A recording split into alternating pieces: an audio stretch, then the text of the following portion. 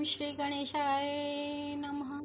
ओम नमो भगवते वासुदेवाय। श्रीमद् भागवत में तृतीय स्कंद 20वां अध्याय प्रारंभ करते हैं। ब्रह्मा जी की रची हुई अनेक प्रकार की सृष्टि का वर्णन। शौनक जी कहते हैं, सूत जी, पृथ्वी रूप आधार पाकर स्वयंभुव मनु ने आगे होने वाली संतति को उत्पन्न करने के लिए किन किन उपायों का अवलंबन किया। विदुर जी बड़े ही भगवत भक्त और भगवान श्री कृष्ण के अनन्य सुहृद थे, इसलिए उन्होंने अपने बड़े भाई धृतराष्ट्र को उनके पुत्र दुर्योधन के सहित भगवान श्री कृष्ण का अनादर करने के कारण अपराधी समझकर त्याग दिया था। वे महर्षि द्वैपायन के पुत्र थे और महिमा में उनसे किसी प्रकार कम नहीं थे तथा सब प्रकार भगवान श्री कृष्ण के आश्रित और कृष्ण भक्तों के अनुगामी थे। तीर्थ सेवन से उनका अंतःकरण और भी शुद्ध हो गया था। उन्होंने कुशावर्त क्षेत्र हरिद्वार में बैठे हुए तत्वज्ञानियों में श्रेष्ठ मैत्रेय जी के पास जाकर और क्या पूछा। सूत जी, उन दोनों में वार्तालाप होने पर श्री हरि के चरणों से संबंध रखने वाली बड़ी पवित्र कथाएं हुई होंगी, जो उन्हीं चरणों से निकले हुए गंगा जल के समान संपूर्ण पापों का नाश करने वाली होंगी। सूत जी, आपका मंगल हो। आप हमें भगवान की वे पवित्र कथाएं सुनाइए। प्रभु के उदार चरित्र तो कीर्तन करने योग्य होते हैं। भला ऐसा कौन रसिक होगा जो श्रीहरि के लीलामृत का पान करते करते तृप्त हो जाए। नैमिषारण्यवासी मुनियों के इस प्रकार पूछने पर उग्र श्रवा सूत जी ने भगवान में चित्त लगाकर उनसे कहा, सुनिए। सूत जी ने कहा, मुनिगण, अपनी माया से वराह रूप धारण करने वाले श्री हरि की रसातल से पृथ्वी को निकालने और खेल में ही तिरस्कार पूर्वक हिरण्याक्ष को मार डालने की लीला सुनकर विदुर जी को बड़ा आनंद हुआ और उन्होंने मुनिवर मैत्रेय जी से कहा। विदुर जी ने कहा, ब्राह्मण, आप परोक्ष विषयों को भी जानने वाले हैं, अतः यह बतलाइए कि प्रजापतियों के पति श्री ब्रह्मा जी ने मरीचि आदि प्रजापतियों को उत्पन्न करके फिर सृष्टि को बढ़ाने के लिए क्या किया। मरीचि आदि मुनीश्वरों ने स्वयंभुव मनु ने भी ब्रह्मा जी की आज्ञा से किस प्रकार प्रजा की वृद्धि की। क्या उन्होंने इस जगत को पत्नियों के सहयोग से उत्पन्न किया या अपने अपने कार्य में स्वतंत्र रहकर अथवा सबने एक साथ मिलकर इस जगत की रचना की। श्री मैत्रेय जी ने कहा, विदुर जी, जिसकी गति को जानना अत्यंत कठिन है, उस जीवों के प्रारब्ध, प्रकृति के नियंता पुरुष और काल, इन तीन हेतुओं से तथा भगवान की सन्निधि से त्रिगुणमय प्रकृति में शोभ होने पर उससे महतत्व उत्पन्न हुआ। दैव की प्रेरणा से रजः प्रधान महतत्व से वैकारिक अथवा सात्विक, राजस और तामस तीन प्रकार का अहंकार उत्पन्न हुआ। उसने आकाश आदि पांच तत्वों के अनेक वर्ग प्रकट किए। वे सब अलग अलग रहकर भूतों के कार्य रूप ब्रह्मांड की रचना नहीं कर सकते थे, इसलिए उन्होंने भगवान की शक्ति से परस्पर संगठित होकर एक सुवर्ण वर्ण अंड की रचना की। वह अंड चेतना शून्य अवस्था में 1000 वर्षों से भी अधिक समय तक कारणाब्धि के जल में पड़ा रहा। फिर उसमें श्री भगवान ने प्रवेश किया। उसमें अधिष्ठित होने पर उनकी नाभि से सहस्त्र सूर्यों के समान अत्यंत देदीप्यमान एक कमल प्रकट हुआ, जो संपूर्ण जीव समुदाय का आश्रय था। उसी से स्वयं ब्रह्मा जी का भी आविर्भाव हुआ है।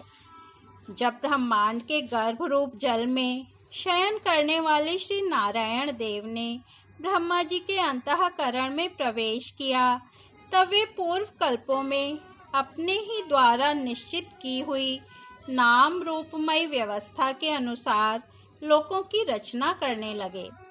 सबसे पहले उन्होंने अपनी छाया से तामेस्त्र, अंध तामेस्त्र, तम, मोह और महामोह, यूं 5 प्रकार की अविद्या उत्पन्न की। ब्रह्मा जी को अपना वह तमोमय शरीर अच्छा नहीं लगा, अतः उन्होंने उसे त्याग दिया। तब जिससे भूख प्यास की उत्पत्ति होती है, ऐसे रात्रि रूप उस शरीर को उसी से उत्पन्न हुए यक्ष और राक्षसों ने ग्रहण कर लिया। उस समय भूख प्यास से अभिभूत होकर वे ब्रह्मा जी को खाने को दौड़ पड़े और कहने लगे, इसे खा जाओ, इसकी रक्षा मत करो, क्योंकि वे भूख प्यास से व्याकुल हो रहे थे। ब्रह्मा जी ने घबराकर उनसे कहा, अरे यक्ष राक्षसों, तुम मेरी संतान हो, इसलिए मुझे भक्षण मत करो, मेरी रक्षा करो। उनमें से जिन्होंने कहा खा जाओ, वे यक्ष हुए, और जिन्होंने कहा रक्षा मत करो, वे राक्षस कहलाए। फिर ब्रह्मा जी ने सात्विकी प्रभा से देदीप्यमान होकर मुख्य मुख्य देवताओं की रचना की। उन्होंने क्रीड़ा करते हुए ब्रह्मा जी के त्यागने पर उनका वह दिन रूप प्रकाश में शरीर ग्रहण कर लिया। इसके पश्चात ब्रह्मा जी ने अपने जघंध देश से कामासक्त असुरों को उत्पन्न किया। वे अत्यंत कामलोलुप होने के कारण उत्पन्न होते ही मैथुन के लिए ब्रह्मा जी की ओर चले। यह देखकर पहले तो वे हंसे, किंतु फिर उन निर्लज असुरों को अपने पीछे लगा देख भयभीत और क्रोधित होकर बड़े जोर से भागे। तब उन्होंने भक्तों पर कृपा करने के लिए उनकी भावना के अनुसार दर्शन देने वाले शरणागत वत्सल वरदायक श्री हरि के पास जाकर कहा, परमात्मन, मेरी रक्षा कीजिए। मैंने तो आपकी ही आज्ञा से प्रजा उत्पन्न की थी, किंतु यह तो पाप में प्रवृत्त होकर मुझको ही तंग करने चली है। नाथ, एकमात्र आप ही दुखी जीवों का दुख दूर करने वाले हैं, और जो आपके चरण शरण में नहीं आते, उन्हें दुख देने वाले भी एकमात्र आप ही हैं। प्रभु तो प्रत्यक्षवत सबके हृदय की जानने वाले हैं। उन्होंने ब्रह्मा जी की आतुरता देखकर कहा, तुम अपने इस काम कलुषित शरीर को त्याग दो। भगवान के यूं कहते ही उन्होंने वह शरीर भी छोड़ दिया। ब्रह्मा जी का छोड़ा हुआ वह शरीर एक सुंदर स्त्री संध्या देवी के रूप में परिणत हो गया। उसके चरण कमलों के पायजेब झंकृत हो रहे थे, उसकी आंखें मतवाली हो रही थीं और कमर करधनी की लड़ों से सुशोभित सजीली साड़ी से ढकी हुई थी। उसके उभरे हुए स्तन इस प्रकार एक दूसरे से सटे हुए थे कि उनके बीच में कोई अंतर ही नहीं रह गया था। उसकी नासिका और दंतावली बड़ी ही सुघड़ थी तथा वह मधुर मधुर मुस्कुराती हुई असुरों की ओर हाव भाव पूर्ण दृष्टि से देख रही थी। वह नीली नीली अलकावली से सुशोभित सुकुमारी मानो लज्जा के मारे अपने आंचल में ही सिमटी जाती थी। विदुर जी उस सुंदरी को देखकर सबके सब असुर मोहित हो गए। ओहो, इसका कैसा विचित्र रूप, कैसा अलौकिक धैर्य और कैसी नई अवस्था है। देखो, हम काम पीड़ितों के बीच में यह कैसी बेपरवाह सी विचर रही है। इस प्रकार उन कुबुद्धि दैत्यों ने स्त्री रूपिणी संध्या के विषय में तरह तरह के तर्क वितर्क करके फिर उसका बहुत आदर करते हुए प्रेम पूर्वक पूछा, सुंदरी, तुम कौन हो और किसकी पुत्री हो? भामिनी, यहाँ तुम्हारे आने का क्या प्रयोजन है? तुम अपने अनूप रूप का यह बेमोल सौदा दिखाकर हम अभागों को क्यों तरसा रही हो? अबले तुम कोई भी क्यों ना हो, हमें तुम्हारा दर्शन हुआ, यह बड़े सौभाग्य की बात है। तुम अपनी गेंद उछाल उछाल कर तो हम दर्शकों के मन को मथे डालती हो। सुंदरी, जब तुम उछलती हुई गेंद पर अपनी हथेली की थपकी मारती हो, तब तुम्हारा चरण कमल एक जगह नहीं ठहरता। तुम्हारा कटी प्रदेश स्थूल स्तनों के भार से थक सा जाता है और तुम्हारी निर्मल दृष्टि से भी थकावट झलकने लगती है। अहो, तुम्हारा केशपाश कैसा सुंदर है। इस प्रकार स्त्री रूप से प्रकट हुई उस सायंकालीन संध्या ने उन्हें अत्यंत कामासक्त कर दिया और उन मूढ़ों ने उसे कोई रमणी रत्न समझकर ग्रहण कर लिया। तदनंतर ब्रह्मा जी ने गंभीर भाव से हंसकर अपनी कांतिमयी मूर्ति से, जो अपने सौंदर्य का मानो आप ही आस्वादन करती थी, गंधर्व और अप्सराओं को उत्पन्न किया। उन्होंने ज्योत्सना अर्थात चंद्रिका रूप अपने उस कांतिमय प्रिय शरीर को त्याग दिया। उसी को विश्वासु आदि गंधर्वों ने प्रसन्नतापूर्वक ग्रहण किया। इसके पश्चात भगवान ब्रह्मा ने अपनी तंद्रा से भूत पिशाच उत्पन्न किए। उन्हें दिगंबर, वस्त्रहीन और बाल बिखेरे देख उन्होंने आंखें मूंद लीं। ब्रह्मा जी के त्यागे हुए उस जम्भाई रूप शरीर को भूत पिशाचों ने ग्रहण किया। इसी को निद्रा भी कहते हैं, जिससे जीवों की इंद्रियों में शिथिलता आती देखी जाती है। यदि कोई मनुष्य जूठे मुंह सो जाता है तो उस पर भूत पिशाच आदि आक्रमण करते हैं। उसी को उन्माद कहते हैं। फिर भगवान ब्रह्मा ने भावना की कि मैं तेजोमय हूँ और अपने अदृश्य रूप से साध्यगण एवं पितृगण को उत्पन्न किया। पितरों ने अपनी उत्पत्ति के स्थान उस अदृश्य शरीर को ग्रहण कर लिया।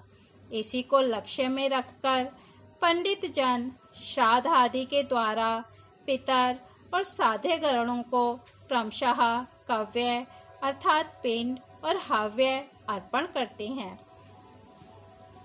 अपनी तिरोधान शक्ति से ब्रह्मा जी ने सिद्ध और विद्याधरों की सृष्टि की और उन्हें अपना वह अंतर्धान नामक अद्भुत शरीर दिया। एक बार ब्रह्मा जी ने अपना प्रतिबिंब देखा, तब अपने को बहुत सुंदर मानकर उस प्रतिबिंब से किन्नर और किमपुरुष उत्पन्न किए। उन्होंने ब्रह्मा जी के त्याग देने पर उनका वह प्रतिबिंब शरीर ग्रहण किया। इसलिए ये सब उषा काल में अपनी पत्नियों के साथ मिलकर ब्रह्मा जी के गुण कर्मादि का गान किया करते हैं। एक बार ब्रह्मा जी सृष्टि की वृद्धि न होने के कारण बहुत चिंतित होकर हाथ पैर आदि अवयवों को फैलाकर लेट गए और फिर क्रोधवश उस भोगमय शरीर को त्याग दिया। उससे जो बाल झड़कर गिरे वे अही हुए तथा उसके हाथ पैर सिकोड़कर चलने से क्रूर स्वभाव सर्प और नाग हुए, जिनका शरीर फण रूप से कंधे के पास बहुत फैला होता है। एक बार ब्रह्मा जी ने अपने को कृतकृत्य सा अनुभव किया। उस समय अंत में उन्होंने अपने मन से मनुओं की सृष्टि की। ये सब प्रजा की वृद्धि करने वाले हैं। मनस्वी ब्रह्मा जी ने उनके लिए अपना पुरुषाकार शरीर त्याग दिया। मनुओं को देखकर उनसे पहले उत्पन्न हुए देवता गंधर्व आदि ब्रह्मा जी की स्तुति करने लगे। वे बोले, विश्वकर्ता ब्रह्मा जी, आपकी है मनुओं की सृष्टि बड़ी ही सुंदर है। इसमें अग्निहोत्र आदि सभी कर्म प्रतिष्ठित हैं। इसकी सहायता से हम भी अपना अन्न हविर भाग ग्रहण कर सकेंगे। फिर आदि ऋषि ब्रह्मा जी ने इंद्रिय संयम पूर्वक तप, विद्या, योग और समाधि से संपन्न हो अपनी प्रिय संतान ऋषिगण की रचना की और उनमें से प्रत्येक को अपने समाधि, योग, ऐश्वर्य, तप, विद्या और वैराग्य में शरीर का अंश दिया। इस प्रकार श्रीमद् भागवत में तृतीय स्कंद 20वां अध्याय समाप्त होता है। कल हम 21वां अध्याय करदम जी की तपस्या और भगवान का वरदान सुनेंगे। तब तक हम यही विराम देते हैं। हरि ओम तत्सत।